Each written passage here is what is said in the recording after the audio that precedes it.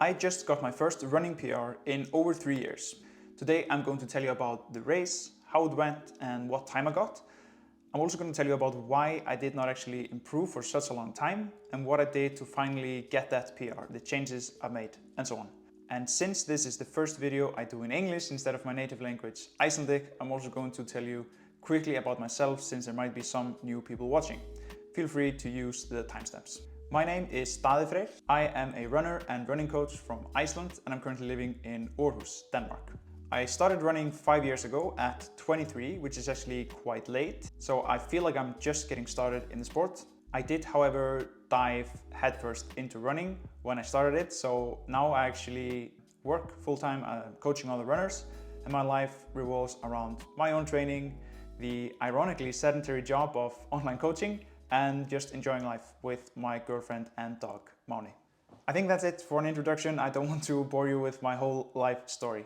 So let's get into this drought I had, this 3 year, or almost 3.5 year period where I did not get a single PR. And to explain this, I have to rewind a bit. So in 2020, I had a fantastic running year. My training was pretty much the only thing that went according to plan that year. I stayed injury-free, I trained super well, I had some great races and ended the year with a marathon time trial since all races were cancelled. That's definitely not something I plan to do again in the future, racing a solo marathon, but my girlfriend actually set up an aid station for me, which I ran past every 6 kilometers, I believe, and that made it possible to actually race a solo marathon, and I ended up getting a time of 2:53:37, which was just about an hour quicker than my first marathon 2.5 years prior. So I had set the bar quite high for myself, not necessarily in like absolute terms, but relative to myself, I had set the bar quite high. So it was already, difficult for me to improve on those PRs. But at the end of this year of a lot of running, my body weight had also gotten extremely low and I was super skinny, which is totally okay. I mean, it's normal if you're a runner, but for myself, I really wanted to try to lift some weights and gain some muscle. I had always been super skinny as a kid. I did ballroom dancing for like 17 years. And now when I had the time, I just kind of wanted to try lifting some weights and gaining some muscle. So I did that and it worked. And I put on like 6 kilos of muscle. And I also stopped running almost completely for like a year. So 2021 was like a total shift in training focus. Maybe I just went too hard into running in the year before and I, maybe kind of got enough for the time being. But after 2021, I was super excited to get back into running. Máni, come on. Máni is whining, so I'm just gonna include him in the video. Anyway, this bodybuilding style training was actually super fun. I did enjoy it, but I was definitely lacking the competitive element of running and just, the pursuit of getting better at a sport. So I really wanted to get back into running. And while coming back to running, I actually think I was super patient building my running volume, but I still got injured. I got posterior shin splints, first on one leg, then the other, and then both. And this actually went on for almost 2 years. It still hasn't gone completely away, but it is definitely manageable now and I can run more than I did before. And that was the main reason for why I didn't improve for such a long time. As I said, I had set the bar quite high for myself and then I stopped training for a year. I gained 6 kilos, so I really turned running into hard mode. And with the injury, it was even harder. Okay. So anyway, this on and off injury just stopped me from having any sort of prolonged period of consistent and good training. And that was quite demoralizing at times. I didn't really feel like I understood what made the injury worse, what made it better. So for a really long period of time, I was just sort of hoping it wouldn't be worse the day after. And when I woke up with pain in my shins, I just felt pretty hopeless. What was maybe worst about the injury was that I just felt like I should be way better. Not only was I far away from my own PRs, but I was also really far away from where I felt I should be. And this can suck even more if you're working as a running coach. I mean, what kind of running coach are you if you can't even get some improvement for yourself? So that was definitely not super fun, and anyone that has been injured for a long period like this knows the feeling. But I always had this idea or mantra in my head that if I just don't quit, I will eventually run out of bad luck. Of course, that doesn't mean you should just like bash your head against a brick wall and just hope for things to change. You have to be smart as well. But the number one criteria is that you just don't stop and give up. Imagine you are a surfer out in the ocean and you're not getting any good waves. You could just call it quits and go home, and then for sure you won't get any waves. But if you at least stay in the water, you'll have a chance to catch the waves when they come. So I was just waiting and waiting for everything to click. And I did, of course, also make some changes.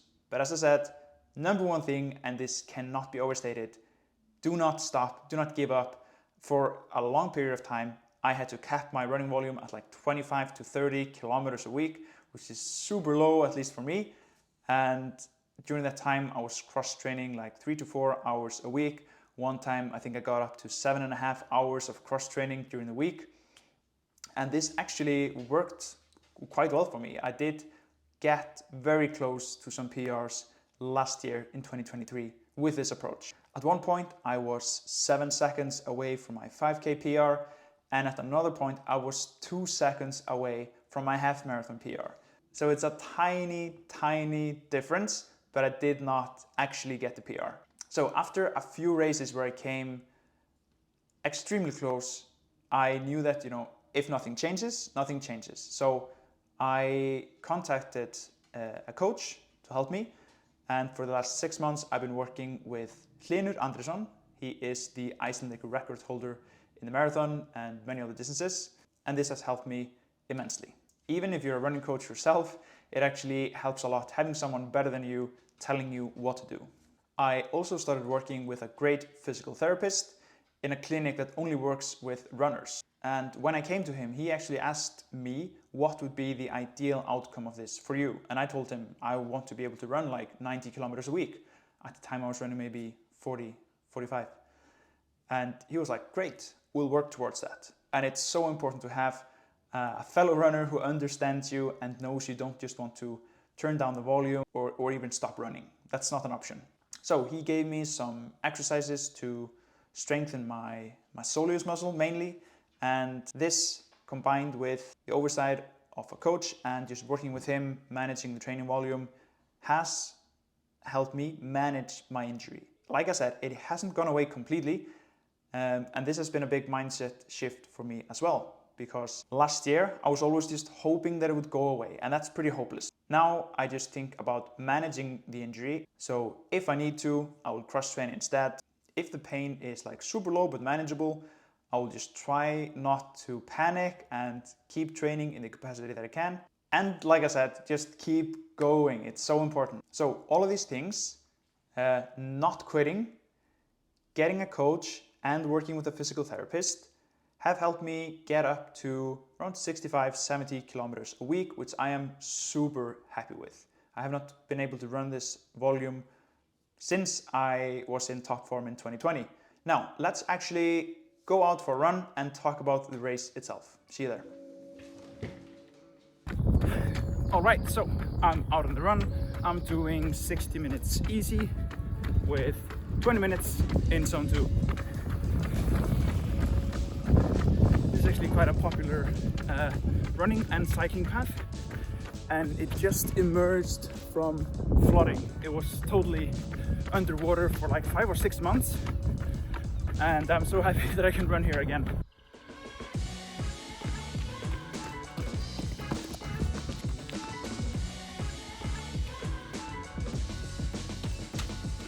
This whole running past the camera and coming back to get it is quite a lot of work.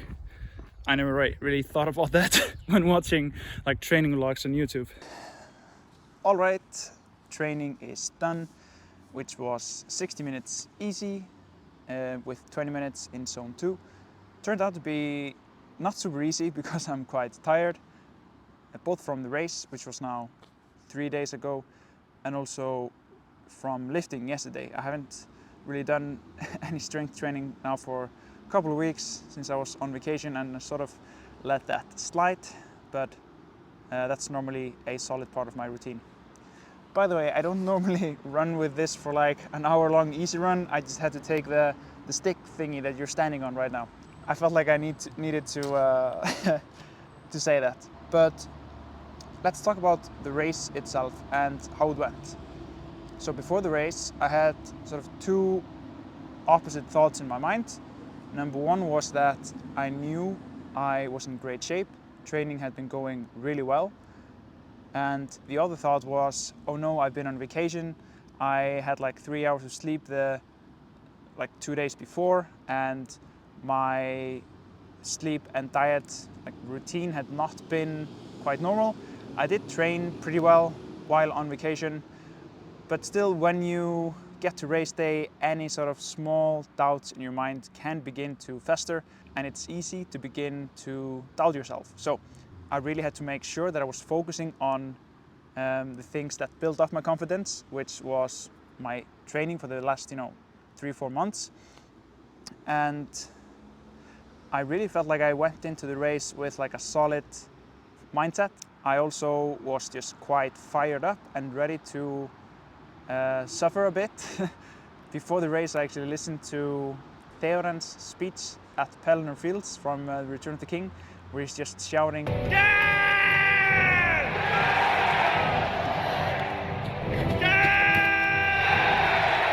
and that helped me get really fired up, and I didn't really feel a lot of suffering throughout the race. I feel races can be so different when it comes to your perception of the effort. Sometimes it just feels like total shit and you feel like you're gonna die and you want to quit. But this race, I actually felt sort of good, or the effort felt good. Even though I was really pushing myself, it was just one of those races. Another thing that helped a lot was that I had solid competition. For the last quite a few races I've not found a good group to run with. But in this race, there was a group of 3 guys running like 15-20 meters ahead of me the whole time, and I just focused on not losing them. I always had that to drive me forward. So the race started on gravel roads, which I actually didn't know until I got there. And the first 2 kilometers were on gravel with a lot of turns and some slight hills. So I knew that they were going to be the slowest kilometers probably. So I tried to stay calm, knowing that my pace would be slowest in those first 2. I think my splits were 3:23 and 3:24 for those first 2 kilometers. Then we got onto the flat asphalt, but 3rd kilometer was actually with a slight headwind. So again, I knew that the best was saved for last, and my 3rd kilometer was, I believe, 3:22. At that point, I decided to try to catch up with a group of 3 runners that had been like 15-20 meters ahead of me the whole time. During kilometer number 4, I managed to catch up with the group with a split of 3:16. When I looked at my watch and saw the 3:16, I thought, oh shit, now I just have to keep this up, because I was not expecting such a fast kilometer.